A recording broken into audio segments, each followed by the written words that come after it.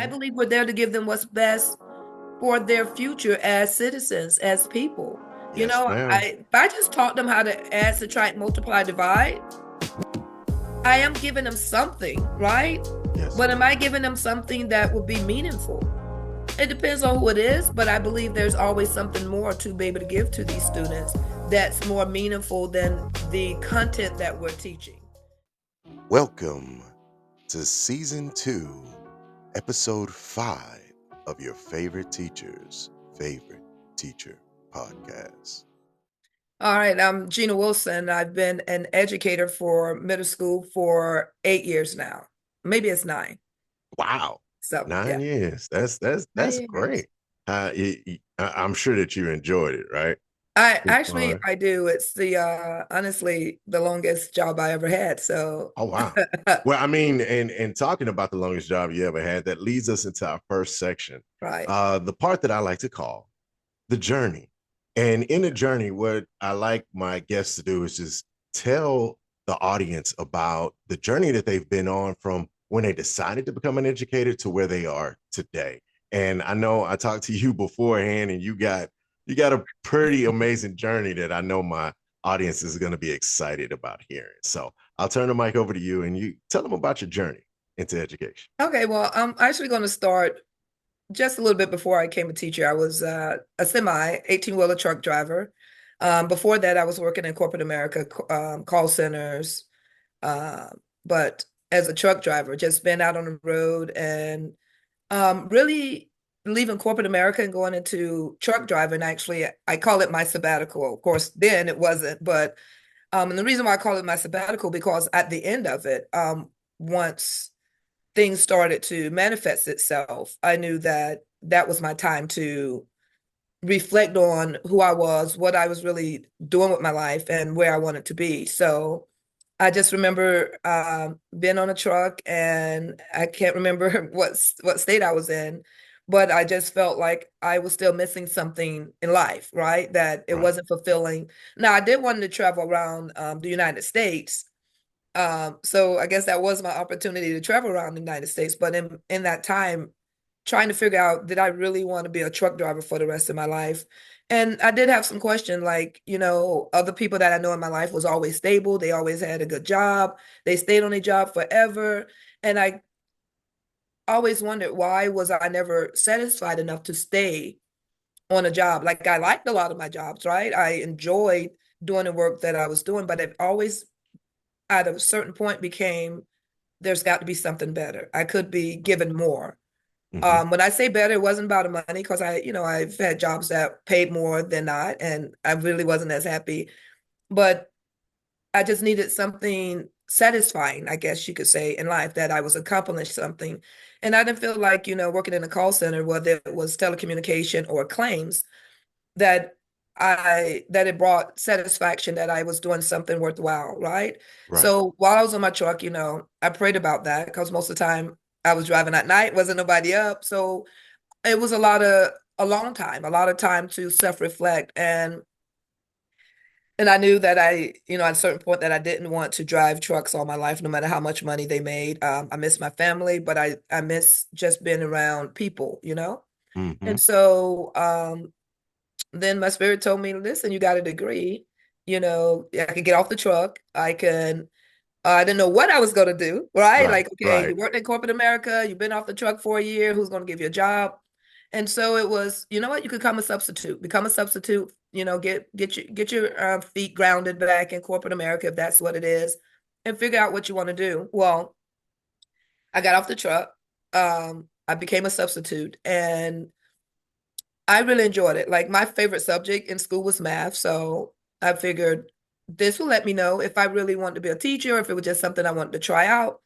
Well, I got off my truck in mid-May and school is out, the end of May, beginning of June, most cases. So it was about mid-May when I got off my truck and I became a substitute. And I substitute with a couple of schools.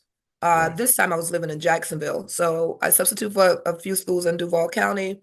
Oh. And then the summer happened, and it's like, okay, now what am I going to do? I need some money. Still Hmm. got some bills to pay. And they was having a job fair. So I was like, okay, I got a little bit of experience. Let me just see what is education all about. Hmm. So I went on a job fair and, we talked about it. It was like a speed job fair, 15 minutes, whatever school you want to apply for, the education system, we really need teachers, right? So Right. they were trying to interview as many people as they can. Well, I didn't sign up for this one school. However, I substituted at the school. And so what happened was I said, well, actually, let me back up a little bit. I'm sorry. No, you One of can. the principals from the high school because I thought I wanted to do high school, he was like, you're new to education. I would suggest you start with middle school first and work your way up to high school just to get your feet wet. And I took that. I felt that when he gave me that from his experience. So I appreciated that. And that's when I realized, hey, I didn't write my name down for the one school that I did substitute at, Hmm. and it was a Title I school. But the table was empty. The principal wasn't there. Nobody was hiring. So, I mean, not hiring. He wasn't there. So I figured he was finished. But then he came back and I sat at his table and we talked a little bit and he asked me what subject. I told him math and he said he had some RLA position. And I'm a math person. I'm reading and writing. Thank God for Google, right? I wish we had AI back then, but yeah, I it, know, it right? satisfied it, right? So he said he hired for the math position that he had, and then he kind of paused for a second. He's like, one teacher told him, she'll get back with him about the position. And he paused again and he go, you know what? Do you want the position? And I go, yes. And we went over to the hiring table. I signed the paper and Wow. I became a teacher. He God rest his soul, he passed away recently. Very young guy, Caleb Gottberg. He gave me my first position. Mm. He took a chance on me, I would say, because I had no experience to allow me to become a teacher. And I started in 2016, 2017. I Okay. actually stopped counting after a few years, kind of started running together.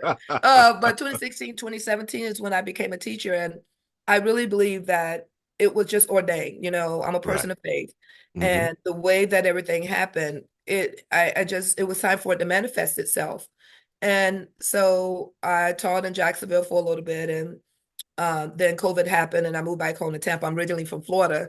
So I moved Hmm. back home from Tampa and, from there I came out here to Texas, been out here about 2 years, uh, teaching now. But so I didn't become a teacher in a normal sense. I've, I would say most of the teachers that I've worked with, Right. they knew their path. They Right. knew they was going to go to school, and maybe they didn't know they wanted to be a teacher, but they went to college, right? They knew that Hmm.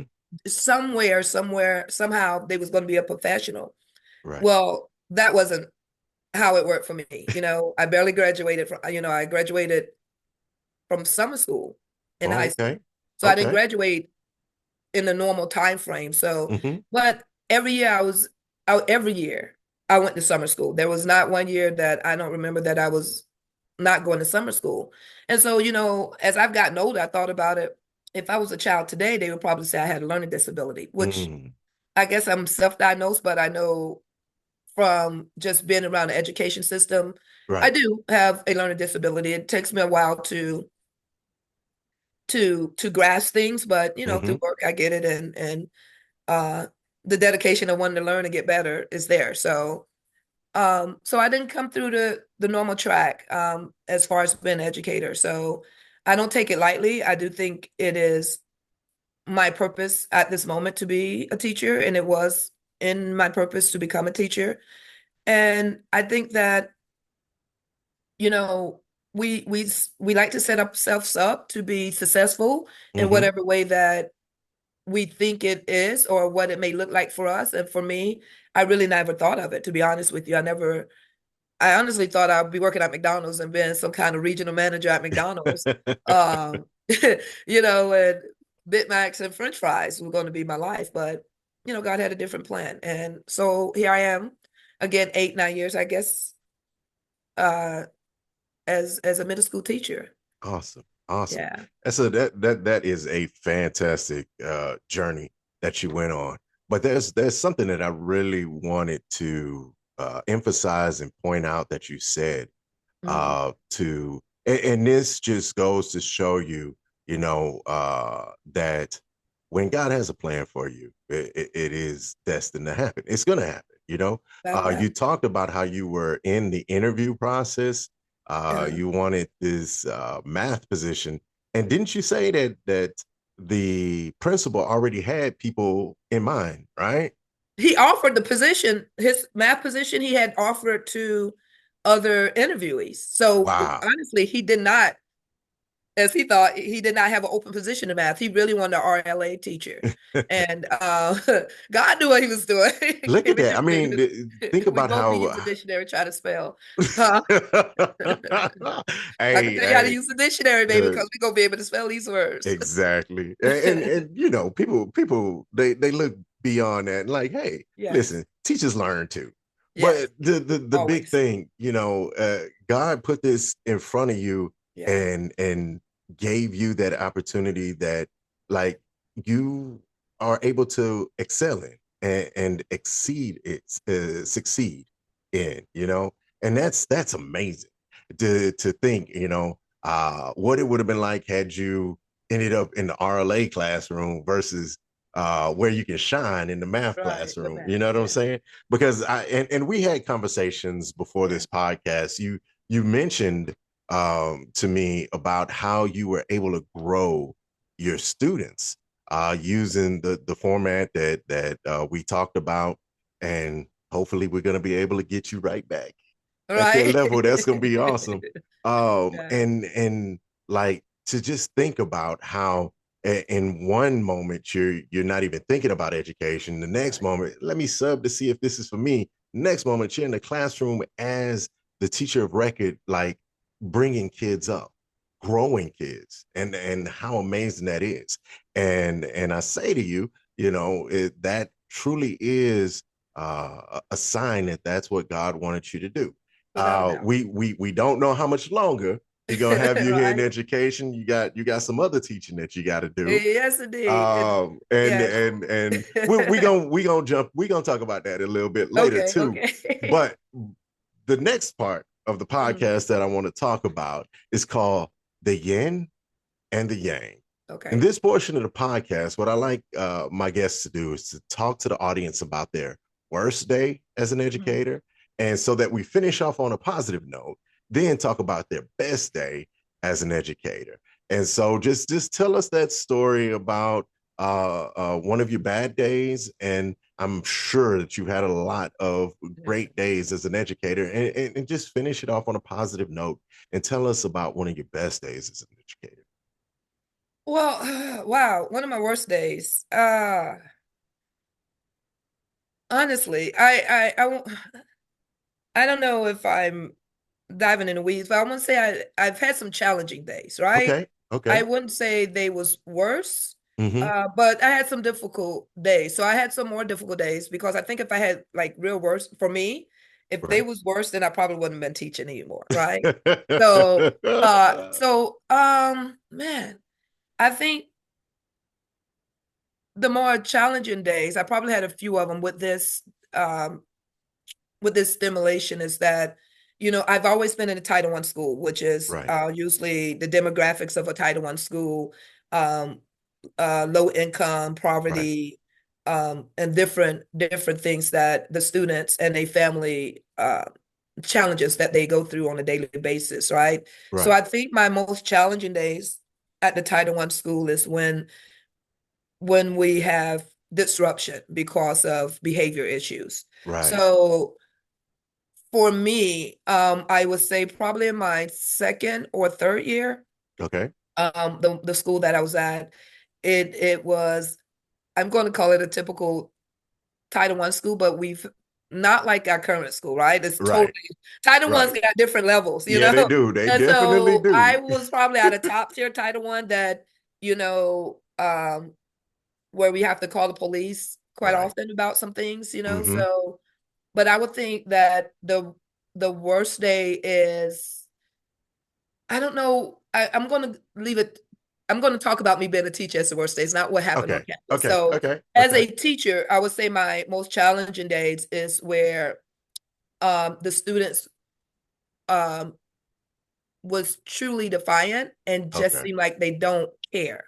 And Right. no matter Right. how you try to motivate them, encourage them, it Mm-hmm. it was always something difficult. And this one student, he was known to have a behavior issue at the school I was at, and he slapped cursed me out. Like Really. it was a-okay, like everything was good. And it was bad for me because it was he seemed comfortable with doing it, right? Right. To Like an adult. it wasn't like, should I do it? I'm a little nervous, I should do it. No, it was like, hey, I'm gonna give it to her. She can handle it, she can handle it, she don't. Right. And I just felt like at that point, how can I reach students like that if they're, Right. middle school? And I believe, if I'm not mistaken, I was still in sixth grade then, and they was, middle Wow. school, they're still young, but sixth Wow. grade, these students has gone through a lot. So handling an adult in a way that most adults not used to Uh-huh. was a little challenging. So that really it hurt me, because I'm like, man, this is serious for this young man to have such I'm going to say anger, that Okay. he had such anger and he was going through so much that he felt like the teachers that was trying to help him, Mm-hmm. encourage him, and support him, that he couldn't see that um he would rather have that type of dialogue and be disrespectful, Respectful. Yep. um just because he didn't Yeah. want to learn, just because he didn't want to follow instructions. So I would say that was probably my most challenging day Mm-hmm. out of all of the days that I've been as a teacher. Well, and let me interject on this because one of the things that to me is extremely powerful is you talked at the beginning about when you were in school and you were that student that had to go to summer school and stuff, Yeah. and myself, I'm not gonna say I had to go to summer school, but I know that I was a problem child. I know it like that. I was more of the kid that I didn't curse out adults, but I Right. cursed out other students. Okay.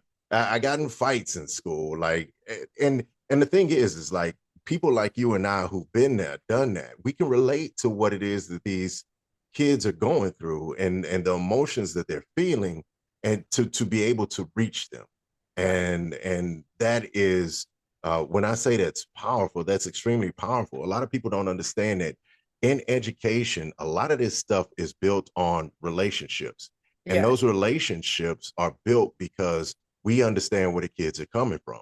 Right. And so when you have a student like that, somebody who's never experienced that, the first thing that they're going to do is, hey, I'm going to write you up. I'm going to get you out of my class. Right. Instead of, here, let me understand where this child is coming from. Let's have that conversation. I'm not saying don't write them up, but at the same time, like there was a situation where I had a young man that was just blatantly defiant, Mm-hmm. cursing, refusing to do anything. Yes, I wrote the young man up, but at the same time, I told him, once you're done with the principal's office, we're going to sit down and we're going to have a conversation. We're Right. going to find out, we're going to get to the root cause of why you're acting the way that you are. Because, Right. yes, I've been there, I've done that. And I know that I had a reason for doing what I did. And I want to know what your reason is. Right. And Right. so that helped to build a relationship with that young man in a way that, like my homeboy used to say, he would Mm-hmm. be willing to run through a wall for me Mm-hmm. because I Yes. built that relationship. A good day. Good day, Best great, day. best day. Um, I think one of my best days is when the student says thank you, Uh oh, right? yeah, Not just out of the blue. And this actually has happened to me several times, and it always catch me off guard. uh huh, But it solidifies that it's important to make that connection, as we was talking about with those students, right? right, So even if they're not behavior students, just students that want someone to encourage them. And last year it happened, and the year before it happened, and um, just for that student to say thank you. Last year, just talking, just having general conversation I do with the student. One of the students said, Miss Wilson, It's usually if they call my name a lot, I told them I got married and I'm not going to tell them my last name, right? Like, oh, I got married and I'm not going to tell you my last name. But the student was like, no, I really got something to tell you. No, I was being goofy with them.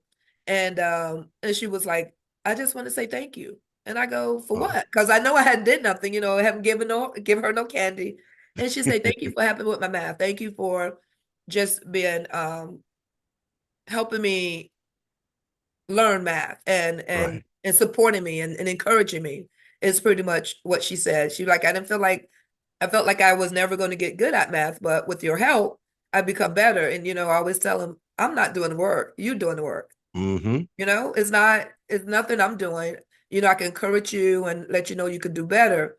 But it's the student that actually put forth the effort to become better. And that's what I told her. And those moments, those moments are the moments that helps refill the cup. Right. Some of those moments that help refill the cup and say, in their own little way. Not all of them say thank you verbally, but they Mm-hmm. say thank you in their own little way. By trying, by saying, "Oh, look what I did my homework." That's the Mm-hmm. way they say thank you because you had a student that wasn't doing homework and not even trying. Then all of a sudden they're trying.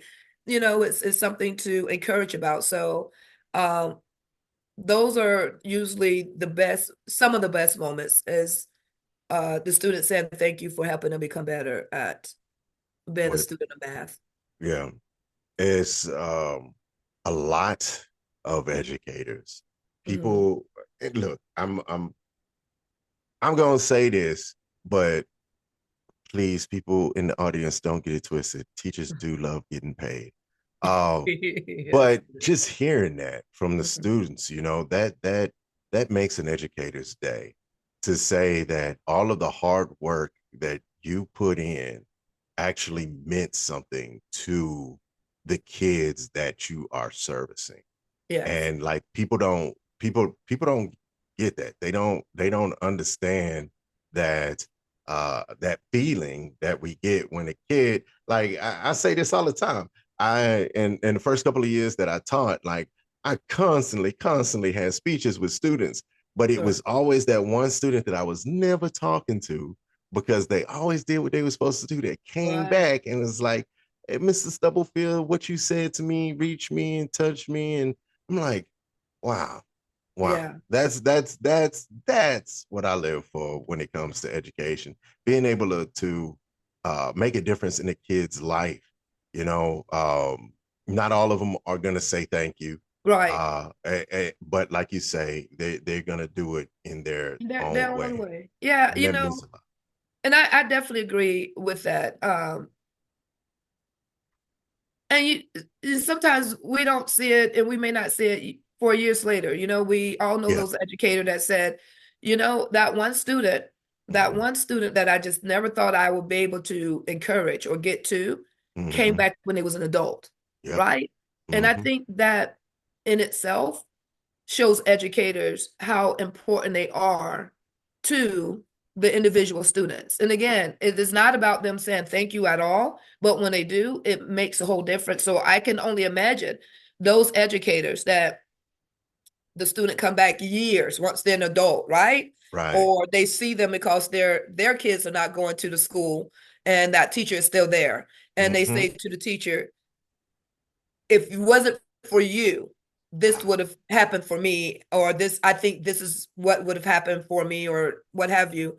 So those special moments, and I think that most teachers would say that was bigger than any pay scale that anyone can ever give to them. I wholeheartedly think that every teacher for that moment Yeah. and will never forget that student Mm-hmm. for never forget them when they said thank you or Yep. how much they impact their life to do something better when the time manifests itself. And oh, excuse me, with the yin yang, it is always a two-sided sword, I guess you could say, as being a teacher, right? Yes. because we want to give our best, but then there's things that surround us that will limit Mm. how much we can give to those students, right? Mm-hmm. Uh, or how can we give to a student because of perception or because of things that are not correct, right? Yeah. Correct? Politically correct. Yeah. Yes. Yes. And Yes. then when you think about it, those students that we stand in front of, their lives are so much more important than being politically correct. Yes, You ma'am. know, I think Yes, they're ma'am. the correctness that we give them, and we see the things that we see that they go through, and many of them been less than 13 years old, has gone Mm. through things me as 53, I would never have thought of even having to go through, right?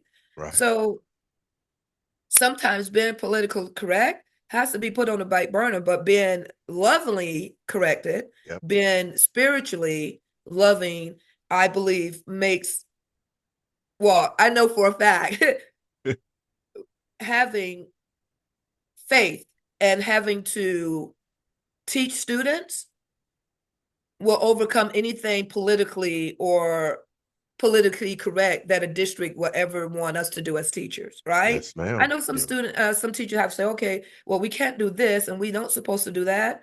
And my thing is, we're not just there to give the students what's best educationally. I Mm-hmm. believe we're there to give them what's best for their future as citizens, as people. You Yes, know, ma'am. if I just taught them how to add, subtract, multiply, divide, I am giving them something, right? Yes, But ma'am. am I giving them something that will be meaningful?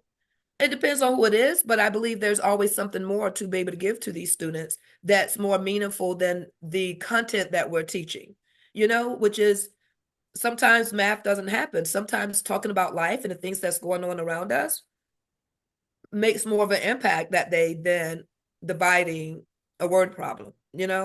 So I truly believe that when you come from a good place and you truly want the best for your students, for those that you are, because I have a relationship with a lot of students that not my students, right? That Right. doesn't sit in my class. Right. So I think as educators, we have an opportunity, honestly, to goodness, to change the projection of what we see in this world Yes. by the way we address our students. Mm-hmm. And the one thing that keeps me going, honestly, is my faith. When I get frustrated, when I Mm-hmm. get upset, when I get angry, I have to say to myself, as a follower of Christ, as many times I have chosen to do wrong, God and Jesus have still allowed the love they have for me to show. And Amen. so I take that to heart, that I cannot give up or give in to when I'm frustrated, because there's so much more out there that is important. And I would like to be that light as much as possible, right? Mm. And so yeah, I think we have more than a duty to teach content because We do. of the time we spend with each individual life for 10 months. We spend more time with them than their family, right? Yes. So we have a bigger effect, I think, in some cases than family members because of the time that we do spend with them. 10 months out of the 12. Well, outside of the few vacation weeks, but we do spend a lot of time with them. We do. So We do. We I do. think it's important for us to remember that this is one of those things that is all about giving. Yes, ma'am. It's all about Yes. giving to others and not Mhm. really to receive, because you may not get those thank yous until the end of the year. Yep. You may not get that. I guess if you're looking for that, if you're looking for someone to praise you and say, encourage you and give you, say, great job in doing that, then yes, you're looking for that. But when you're not looking for that and all you want to do is make sure you give them your best, Yeah. then thank yous are very appreciative. Yes, it is. We if you're in this profession to hear thank you all the time, then this ain't the Yeah, profession for you. yeah. You yeah, you might want to go stand in a Chick-fil-A line or something, but Yes, you'll hear yeah, my yeah. pleasure You're gonna all the hear it a whole time. lot more than Yeah. that. Yes, But yes. you know, and you touched on a fantastic point. We as a collective, as educators, we have the opportunity to impact the trajectory of our students. You know, if we are all on the same page as educators, Hmm. the future of our country is going to be amazing because Yeah. we do have that much of an impact on the young people. Yes. Like just like the teachers before us. You know, I remember I told you I was a pretty bad kid, and there were a lot of teachers that saw something in me that Hmm. were willing to have those critical conversations with me about my attitude and no matter how smart I was, like the attitude is what's going to take me far along Right. with uh my book smarts. So like they changed the trajectory of where I was gonna go. They were some of my favorite teachers, which Right. leads us into the next section, which I Mhm. call the namesake of the podcast, your favorite teacher's favorite teacher. And in this part, we that's what we're going to talk to. You know, Okay. this is your opportunity to give flowers to those educators, and when I say educators, the teachers, those aren't just the people in the classroom. They can also Right. be people outside of the classroom that have impacted you, uh, that have made a difference in your life, um, or those educators inside of the classroom that you didn't get the chance to say thank you to. Now's your chance to say thank you to that teacher or educator out there that hopefully is listening to the podcast Right, and right. you know Retired educators. yeah so Yes, y'all this did a is great your job. Thank you for opportunity. handling the batons. So I'm going to turn the mic over to you and you can Okay. talk about that person or people in your Man. life that have impacted you in the way that we were just talking about just this section a few seconds ago that have made that impact on your life. When I thought about this, it's a lot of teachers. Some of them I don't remember the name, but you know Right, what? I remember their presence, right, you know? right. Because being the age that I am and going through some of the things I've gone through, like I can't tell you their name, but I could just remember how I felt Mm-hmm. when I was in their classroom or when they talked to me. And it Right. was several teachers. I remember from sixth grade, a couple of teachers from sixth grade, um, and then in seventh and eighth grade, it was actually uh Miss Yonkers. Miss Yonker, I went to Van Buren Junior High in Tampa. Mm-hmm. And Miss Yonker was my RLA teacher. And then Miss Spence was my science teacher, Okay. which is, I'm going with Miss Spence because this is actually amazing. So Miss Spence was my science teacher. And she always said encouraging words. She was a young teacher, so she was very gung-ho in middle school. Um, I think we were probably, for that time, we was probably typical middle schoolers. I know I was, not having the problem of learning, I got in some trouble too. Right. Right? Right. I got into a lot of trouble. Back then we used to get paddlers and Mr. Yes, I remember that. Fisher, the assistant principal or the dean, yeah, I knew him quite well, unfortunately.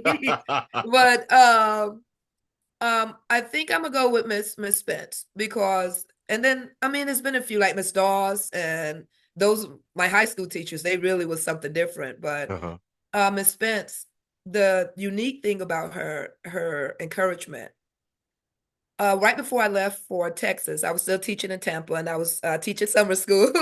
I was teaching summer school, and what happened is we was using Ingenuity. We was using Ingenuity as one of the summer school programs, right? Right. And then the teacher that was over the summer school program, I thought she looked familiar. Right? I'm Mm-hmm. like, man, I think I know this lady, but I'm not sure because I know I'm pretty much know everybody. And I was in Tampa at this time where I graduated school.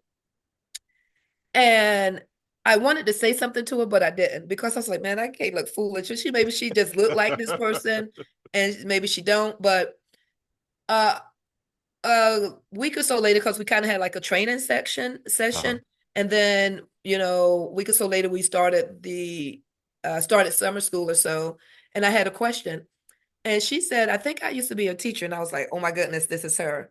She said, "Hold on a minute," and she left, and she came back, and she had a picture that I gave her when I was in I kid You're lying. when I You're was in middle lying. school, Are you and serious? yes, well, I've been in Texas for 2 years, so this was less than 3 years ago. Oh And she wow. was retiring. She Oh was retiring. what? And she showed me that picture. And I go, oh my goodness, I said, that baby right there was going through some things. And she was like, yeah. And I remember having whole, I remember just releasing a lot of things to her because of Mm-hmm. things that I was experiencing in middle school, right? Mm-hmm. And I remember she's always been there, Mm-hmm. even though I went to other schools, got older, what have you. Um, I just thought that was so humbling Wow. because someone that actually encouraged me and uplifted me and just motivated me, right? Right. That everything is going to be all right, to come full circle. Me as a teacher, first of all, I still kind of laugh at that. Me as a teacher, and then someone that I looked up to, I guess you could say, as a teacher, Mm-hmm. um, having to be a part of her life just for a second at the end of her career. Wow. Oh man, that in itself is, I think, something that I never want to forget. I will hope that I will be able to experience that with one of my students, because honest to goodness, I'm almost if she remembered me, I'm almost positive she probably surprised that I was a teacher. Seriously, because that's, yeah, like I can see if I was a good student in some things other than PE and lunch, but and math, PE, lunch, and PE math, and I can see. lunch. But it was a struggle, right? And but I would say she would have been like the very first teacher that truly motivated me, um, in middle school, and to see her at the end of her career, and I don't know if I'm in the middle or the beginning, Mm-hmm. but to see her, as a teacher, as a counterpart, man, I don't know if that made her feel old, but I know it made me feel great. It made me feel great that she still had that picture. Yeah, She how still had that picture. This was amazing of a this was teacher to 1990 hold something. on. Yeah, wow. Yes, She yes. held on She to still held that picture. And it was so ugly, but the fact that she kept it, oh my goodness. So I was a little shocked because she had it, but I was a little shocked, like, ooh, that's how you was going out the door. But yes, Well, I mean, you got to think about ah, it too. Like for that teacher to hold on to it and still have it, that means that you giving it to her meant something to her in the moment. And all those years later, for her to still have it, I tell people like I love looking at art. mhm, And throughout the years, I've had students create art and give it to me, and like I hold on to it, yes. not just because of the fact that I love looking at art, but because of the fact that I had students that were that found out that I like art Yeah. drawings and stuff like that, and they were like, here, let me create this for you. So, mhm. And like I cherish that. Yeah. It's I know I tell my wife when I wake up in the morning, 13 more years. 13 years and I'll retire. Right. And I know like when I've retired for good, Right. like having those keepsakes and momentums of this part of my life it's a lot. It Mhm. means a lot. And for that teacher, I know like for you to give her that and her to have that this many years later, it meant a lot for you to give that to her. Yeah, and I do the same thing. Any and everything my students give me, I keep it. I have a container that's just stuff that students thought of me to give Yes. to things that they thought to give to me. I mean, and some of it is just them taking the marker on notebook paper and drawing a picture, right? Yeah. And to me, Simple hey, stuff. you thought about giving that to me? Yeah. Yes, I'm going to Well, keep it. I'm going to laminate it. Yes, make yeah. sure you write your name on it, right? Write your Right. name on it. So, and man, we can't beat those moments. No. That someone thought of me Mm-hmm. enough to say, here, Mm. this is for you. And Wow. they could have made it for anyone. Their parents, their mom, their dad, their grandmother, someone that is blood related that has just a little say in what it is going on in their life, and that is undeniably priceless. Price. That's Absolutely priceless, and I can appreciate that so much. And I think one of the funniest stories is I have is that when the students go, Miss Wilson, I thought you were going to be the meanest teacher in the world. I thought you were going to be so mean. And I go, I know, right? And I'm just a big old teddy bear. And it's like, like, and that, like, I just had to get used to you. You're fair, you're stern yeah. because you care about us. And I Yes. go, you know what? I'm glad that you notice that. Like, you don't Yes. get on us just to get on us, but you get on us when I'm not doing the right thing. And not just get on them, but just talk to them about the difference in making choices, right? Right. So, um, that bring me to Miss Doss, my high school English teacher. Mm-hmm. I believe I was in ninth or 10th grade. I can't remember what grade level. But I just remember her saying that because I was in basketball, and she was like, Miss Wilson. She called all of us by our last name. She was like, Miss Wilson, you need English. You need English. Going out to that basketball court every day is all well and good, but you need English, and you need. I was like, Miss Boss, I don't know what to write. She. I remember many days I just had to write, I'm thinking, I'm thinking, I'm thinking, I'm Mm-hmm. thinking. And never nothing ever came up, but I was writing something. Right. Right. And but I knew that she always had motivating words to me, Mm. uh, to just give my best, to do my best, to show Mm. up. And I say this to my kid, if you try, you're gonna learn. And I get that Yes. from her. I get Yes. that from her. So yeah, I've had several teachers that, man, it's a lot of them. It is Yeah. a lot of them. And one thing I realized is that their passion and their love was bigger than teaching. It Mm-hmm. was the students that was in front of them that Okay. made a difference. So, uh, and I would think that I embody them in some type of way as a teacher myself, Mm-hmm. as far as how I try to approach students and what I see in the classroom or in the hallways or wherever it may be on campus, to just to remember that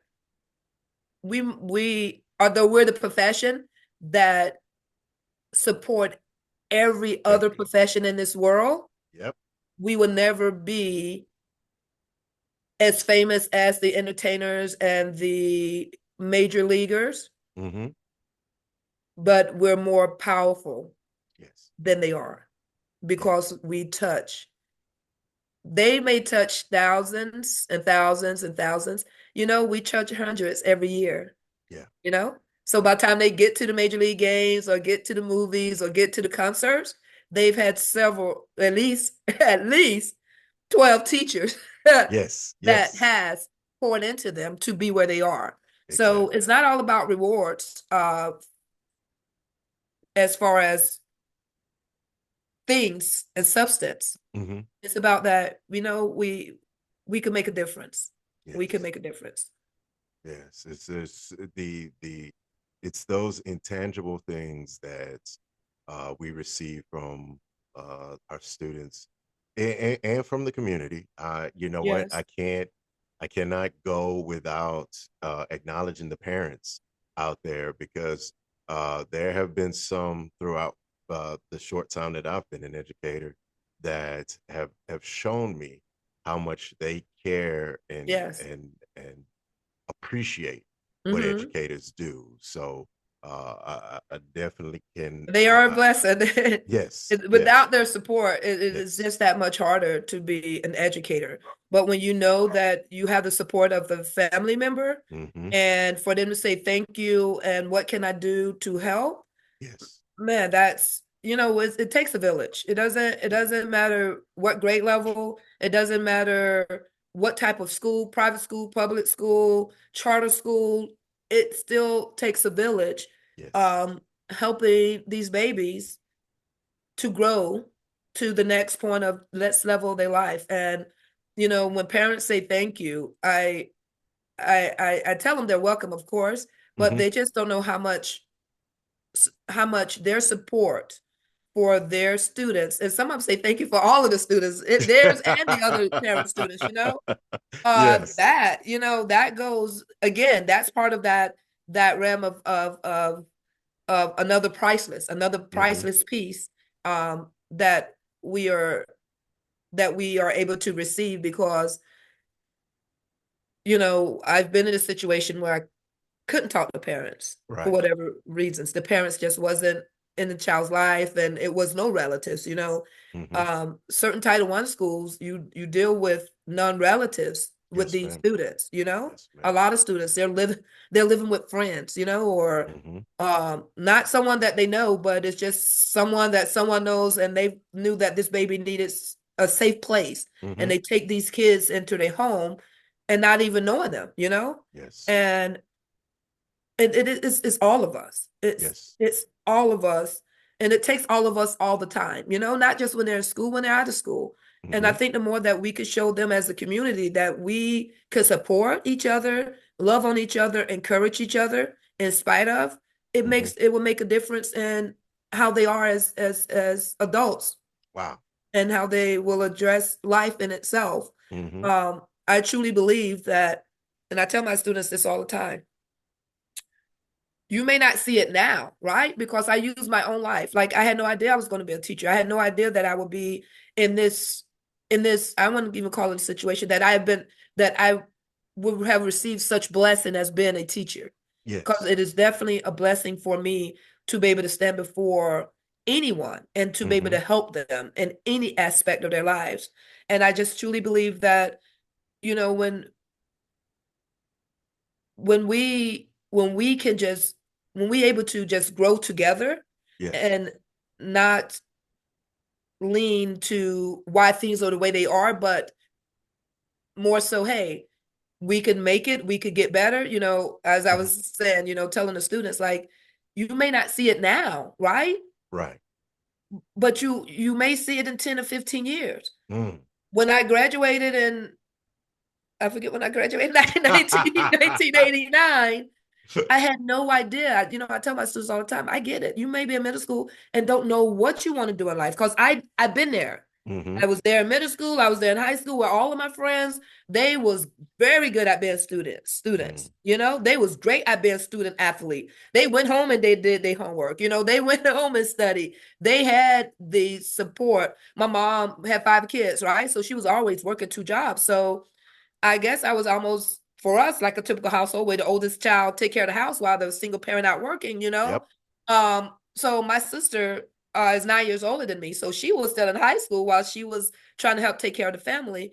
But I just tell them that they say, but you're a teacher, and I go, but if you knew my history, my background, Mm-hmm. there's no way you would think that I'll be a teacher, right? So Mm-hmm. you never know where your life is going to lead you. You just got to give your best at the time that whatever time it is, just give your best because you just don't know how that's going to prepare you to be wherever your purpose is for life. And I Yes. and I truly believe that we may not know right now, but when the time comes, because if we are obedient and follow as much as possible the things that's laid before us, that we will always get to the option, right? Mm. Mm. Ecclesiastic, sorry, I'm about to go to Bible a little bit. Go ahead. So Ecclesiastic, it pretty much says there's a time and a place for everything, Mm-hmm. but you got to be ready, is what it says. Mm. It's not if you're ready, when your time comes, you will succeed. But if Mm. you're not ready, I always tell them it will come up, right? You will have a chance to do and to be better. You just have to be prepared to work hard to get better. So I definitely never try to tell a student that they will not be successful in life because that is not true. What they're doing now in middle school or high school may or may not will not determine if they're going to be successful. It's about when they get the chance, will they fight to be or Wow. get there, no matter Yep. what decisions they've made in their life. And I believe I can't nobody turn that away from me because that is me. I'm here now because of that. And nothing in my path, nothing, Mm-hmm. nothing in my path showed me or told me this is where I was going to be. Nothing. Mm, And I think mm. there's probably more students like that than the ones that like, okay, I know exactly what I'm going to do and how I'm going to get there. There's a lot of them. God bless them. God bless them that they're already focused on that. But there's a lot of us that just, hey, today is today and tomorrow is tomorrow and we'll see what Mm, happens, you know? mm. But they can always be successful. I say, you know, as long as you got breath, you can always fight to be successful. Just how much are you willing to fight to get there? Wow. Yeah. That is so powerful. You brought up the point about uh what the kids do right now in our classroom isn't the determining factor of success in the future. If you ever hear Kevin Hart talk about when he was in school, like Yeah. the success that he's made in life, that like people wouldn't have ever thought that. How many kids uh, growing up have had somebody say, "You're not going to succeed because of what you're Right. doing right now," and they actually believed it, and that prevented them from becoming From wanting to somebody. try. Yes. Yeah. Mm. Yes, and I Mm. I Mm. yeah. Absolutely. And you know, they stick and stones may break my bones, but words will never hurt me. Right. No, words will kill you. Yes. You know, Yes. words are so powerful that they have Mm. such effect that people are no longer with us because of other people's words, right? Right. And so if every year we get to touch 100 plus new souls Right. to encourage them no matter how things become in their life that they could be successful, just don't give up and just try, right? Yes. Just Yes. try Okay. how much meaningful life will be to many of them. And no, it doesn't. You know, like my friends in high school, right? Mm-hmm. They was great. We all went to college, but you know my story. I barely went to college, and yeah, it's kind of weird how it happened. But anyway, you know, but they was college bound, right? Yes. They took the SAT, the ACTs. I don't know if about taking them people tests. I already knew what was going to happen, right? Like, no, yep, I'm just again Big Macs, French fries. Man, I love some Big Macs, right? So that's I'm gonna be in the world. I guess that's what it'll be. But you know, I have a master's. Not that it means something to me, right? Right. Right. Because of Right. me having these friends that was very studious and they was A, B students, you Mm-hmm. know, they was in the top 5% of the class and I was in the bottom 5% of the class. And for me to earn my master's and they have their undergraduate, it's not, it's all about purpose. Right. It's Right. all about the purpose I believe that we're meant for and Right. for it to manifest itself. And if we're ready to accept it or not accept it, you know, goes along with it. But yeah, I just no nothing could change my thought process on that because of my experience. That again, you could write out my information, you could write out my story, right? Mm. And at the end, if it said middle school teacher and students increasing their grade level in math, nothing in my history, nothing on paper would say this will be a successful mission, Right. right? Right. And Right. so it I believe if you're called to be a teacher, you're called to do something special. Yes. You're called to do something that no one else on this earth can do. Yes. No one else. You know, they it's a lot of teachers, right? It's a lot of teachers in different aspects, Mm-hmm. but when you're passionate about it and you do it day in and day out and you go home and you go to sleep and then you wake up 2 o'clock in the morning, 3 o'clock in the morning, try to figure out a different lesson because not most of your students learn or you when you pour so much into it and you Right. don't realize how it's affecting the things that are around you, Mm-hmm. right? How it's affecting maybe your life at home or maybe the things that you want to do in life because you're thinking about, hey, how can I be better? for these students, it takes it toll, but the gratification from it, another piece of the pricelessness. Right, right. And Price. Well, yeah, we may not receive what we should as mm, educators, but I definitely not. believe that the things that we do receive from Hmm. those that we give to could never be measured by any amount of substance. Wow. Wow. The pricelessness that you said, that is a very powerful word, because the stuff that we do, and what we get back, um, not in what we get paid, but Right. what comes from it, as far as these young people growing into productive members of society, people that are making a difference. That word priceless is exactly uh, the reward of education. And speaking of words, that kind of brings us to the next portion Okay. of the podcast. The part that I like to call a word or a phrase. Now, in this part, I like to give my guests a word or a phrase uh, dealing with education, and just let them talk about it, their Okay. feelings on it.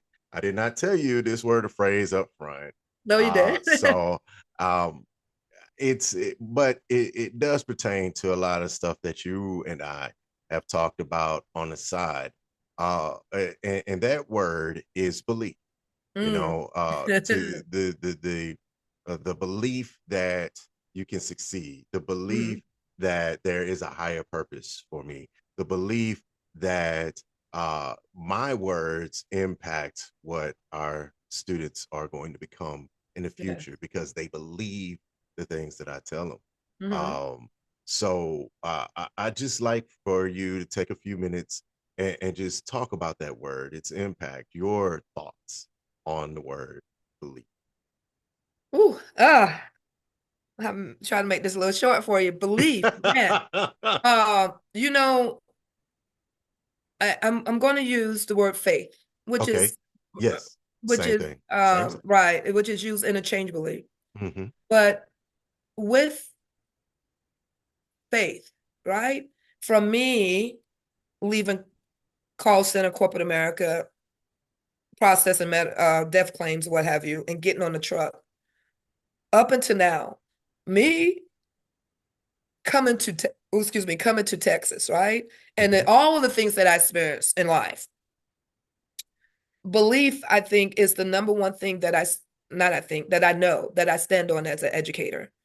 My faith is super important to me. Only not because of what someone has told me, but because of what I experienced, right? Right. And I believe that when I go to school, when I wake up and get to my class, I get to school very early. And one of the reasons why, and I've always done this, but and I believe one of the reasons why is because it gives me the time to consecrate myself as a educator, Okay. right? No one is there yet. I could sit and I could think about the things that I planned out, if it's going to go that way or not. But I can also take the time to pray and ask God to lead me in whatever direction I need to be led in that day. Yes. Not to take anything from yesterday or the day before for granted, but Hmm. to be prepared to be able to support each student in the way that they need if it comes before me. Right. Right. So I use how God has ordered my step, how God has placed me in this position Mm-hmm. in order to be before his children. Awesome. So when you say the word belief, a belief, I believe in the power of God. I know that this year I have been saying to my counterparts, it's going to take the hand of God for something to change, right? Because Right. we stand before the kids and we don't see what impact is having immediately. But Mm-hmm. we should know that it is having an impact. And it's not all about it shouldn't be about if we see it or not. Mm-hmm. It should be more about did I say it or did I Mm. show it? So at the time, they have something that they can lean on that Right. someone has given them. Right. So I say to my students, especially at the beginning of the year, those that maybe is choosing not to want to Mm-hmm. get better, Mm-hmm. I say to them that one day you will want something. If Mm-hmm. it's not yet, you're going to see something in life that you're going to want to strive for. And you just have to know and believe that you could do it. You can make it no matter what opposition come your way, no matter what obstacles you may Right. have, no Right. matter how hard it may be. Mm-hmm. Because you guys see teachers, and I get it because I was a student and I thought, wow, teachers were this. I don't know. I don't know what the word, but I always thought that there was some type of power to them, right? Yeah. Yeah. So I get it. I understand the little fascination that it may be, especially with middle schoolers, that Mm-hmm. comes with being a teacher, right? But one of the things that over the last several years that made my belief Mm-hmm. and my wanting to support them, Mm-hmm. even if they're not going through anything, to support them and hopefully help them start creating a foundation of good substance, is to let them know about my faith, Yes. whether they believe or not. But this is why I know I'm in this position. This Right. is why I know things that happened in my life and allowed me to do certain things in my life, right? Mm-hmm. Is because of my belief. And if I didn't have that, I don't I know that I wouldn't be in this position because I Wow. would have chosen something else when Look the at time that. came. I would have went with what was more secure, what was more comfortable. As I told you, moving out here to Texas, that happened within what, less than a 2-week time frame. Mm. Didn't know I was coming to Texas. Mm. I had no clue I was coming to Texas. Interview happened. They said they wanted to hire me. New teacher orientation always start in July. It was at the end of July. I had to get to Texas, and I'm here. Um, we don't control things, no matter Mm-mm. what we think and how we think of it. We are here to take care of the earth, and Right. everything that happens around that is just how things are happening. I guess you could say in like a better words. So what do I mean?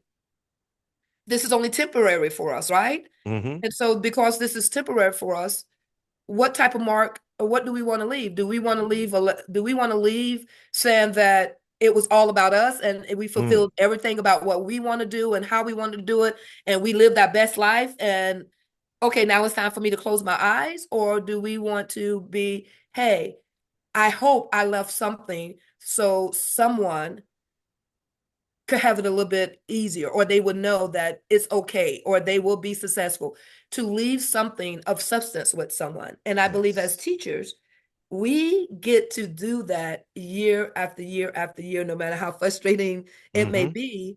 No one else get to do that. No one Nope. else, excuse me, Jerry Rice, one of my favorite wide receivers, right? One of Uh-huh. my favorite football players of all time.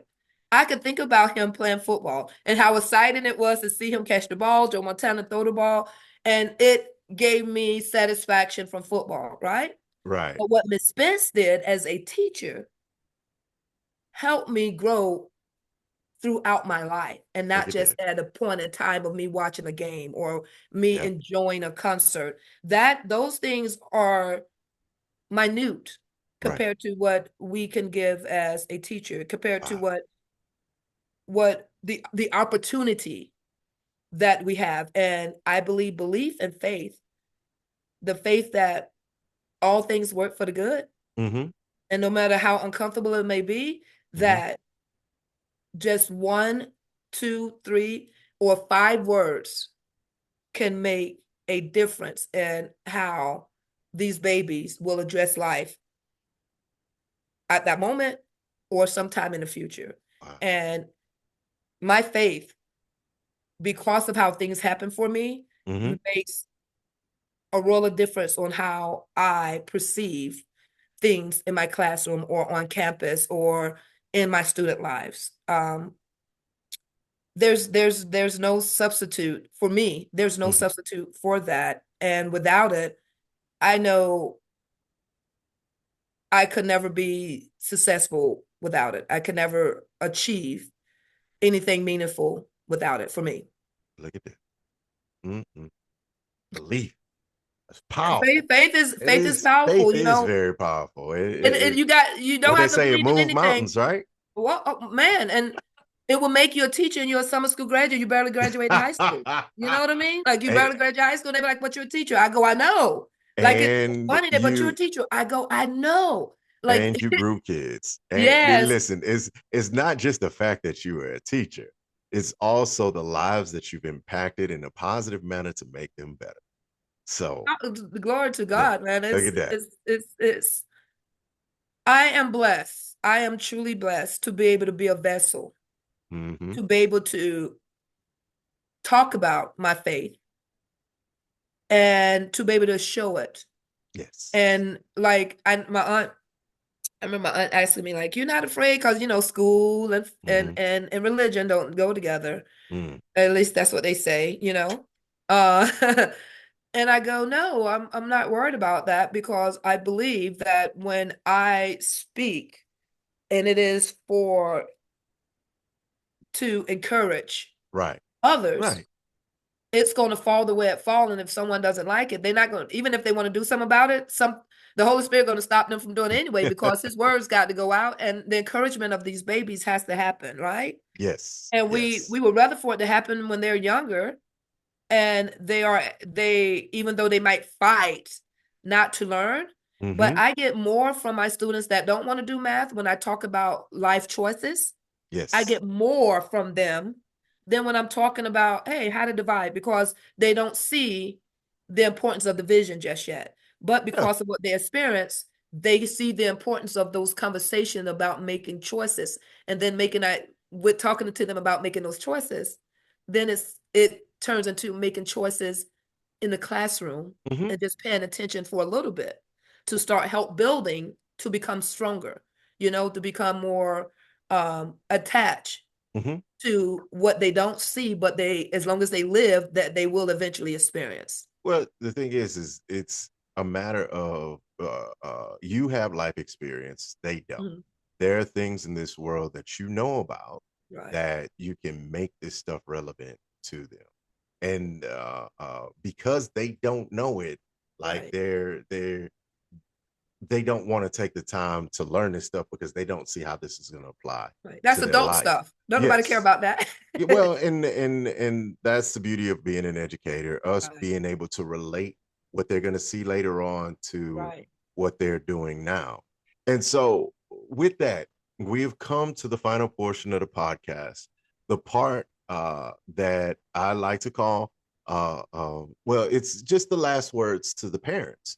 Okay, And on this, before I let you go, I'm gonna like turn it all over to you. So in okay, this section, what I want you to do is I'm turning the mic over to you to have a conversation with parents who don't know about the ins and outs of education, the things that we go through as educators. And once you have that conversation with them, give our audience your contact information in case they want to follow you on all of the social medias, uh-oh. uh, or I'm not a social media person. look, hey, listen, Like, I might have yeah, to become one. If I have to I, become one, that's okay. And and that's the thing. Like I'm learning now that in my old age, I have to be able to be out there. connect to I the I people, understand. and you I go think look, you're gonna be a pastor, and I I know know, right? pastors I have to know. have I their was just social thinking that. media presence as well. You know So what? I'll create some things, and I'll make sure you get it. So if they want awesome, it, awesome. yes, I'll get that done after Thanksgiving. How about that? Yeah, and what I'll do is like I post this on my website along with Okay. all of the social media things, and I'll put your contact information on there Okay. as well. And so like I'm gonna shut up. I'm gonna let you Okay. have that final word with the audience and specifically to parents who have kids in school and talk to them about, the things that you go through on a daily basis as an educator and what it is that, just pour out your heart to the parents. Okay.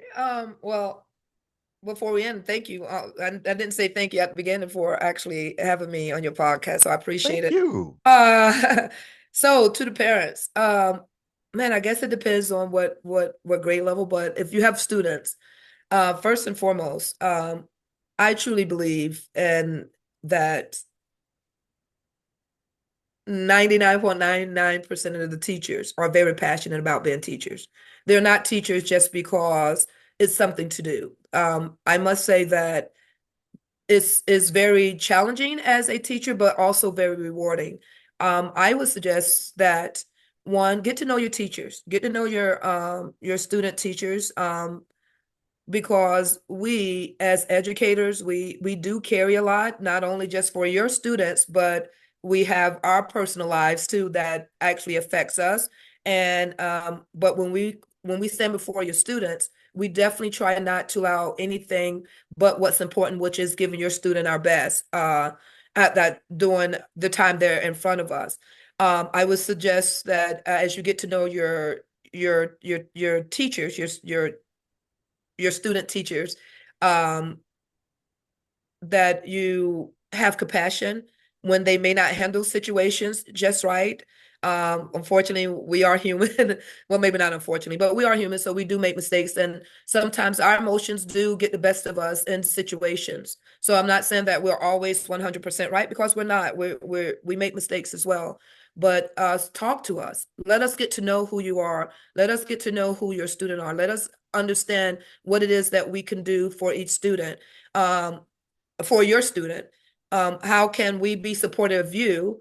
Because we know that as parents that you all go through a lot, because most of us are parents ourselves, right? So we understand what it is to have a student in the household and what it is to have I'm going to talk about middle school because that's where my certification is.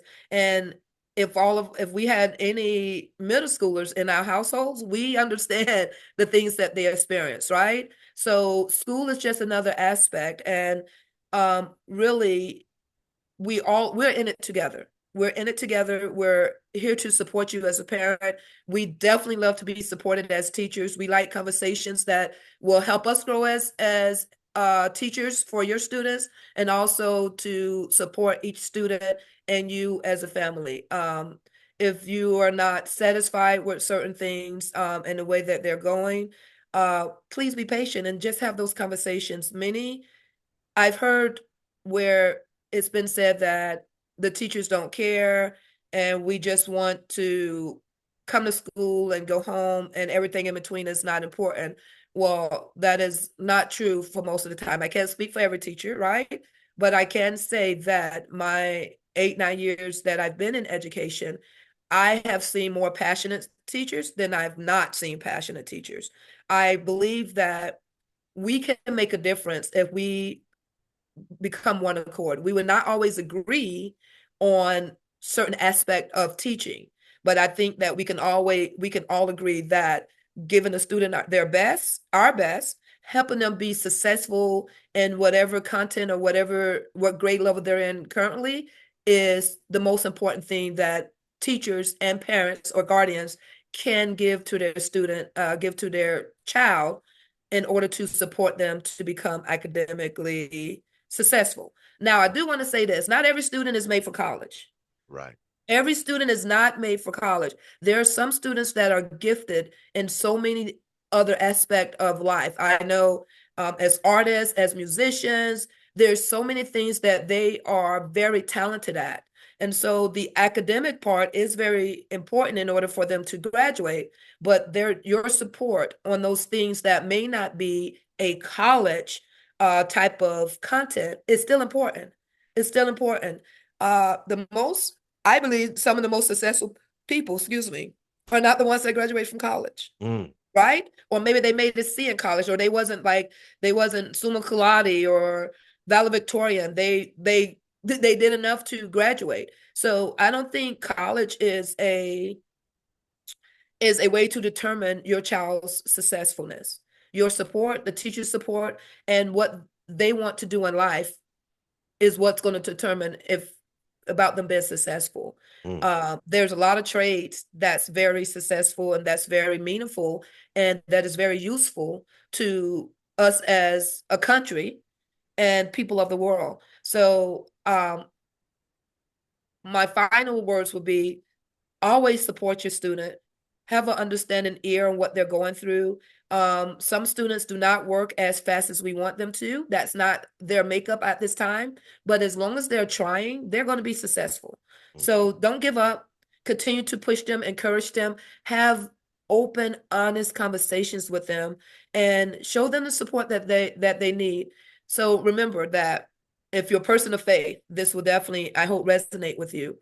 When we don't always make the best decision as we're going through life, Jesus and God always forgives us, and they still love us, and they still show us the love of who they are for us. And Mhm. that's the same thing that we should be able to show our students, no matter what decisions that they make, because unless you guys has always made great decisions, it's not for you.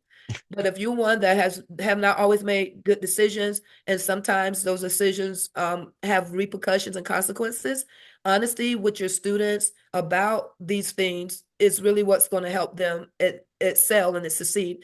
And knowing that they made mistakes, but yet they're still encouraged, they're still loved, and they're still supported to do better will make 100% difference in how they address the things that they are experiencing in life. And then they will want to have more open dialogue with you or with their teachers as a safe space. Mhm. So I pray that this will be helpful to anyone um, that's listening, and I pray that the enrichment and the encouragement that maybe is needed at this moment, that you are able to receive it and feel it, and don't lose your faith. Don't lose your faith, because again, I know if my mom could see me right now, she, well, she already smiling. She looking down, smiling like that's my baby. And I know that you guys to say that the same thing too. Just continue to support them and give them the love that they need, and let them know not to stop trying, no matter how tough it may get. Awesome. Thank you for those wise words. And with that, that ends our podcast. Until next time, everybody. God bless. Bye. Thank you for taking the time to listen to this episode of Your Favorite Teacher's Favorite Teacher podcast. If you have a story you'd like to share, please contact me at wdstubblefield@wdsi.us. Again, that is wdstubblefield@wdsi.us. And you could be our next inspirational story of how educators impact our lives. I'm your host, Mr. Stubblefield, and I want you to remember, no profession is possible without your favorite teacher.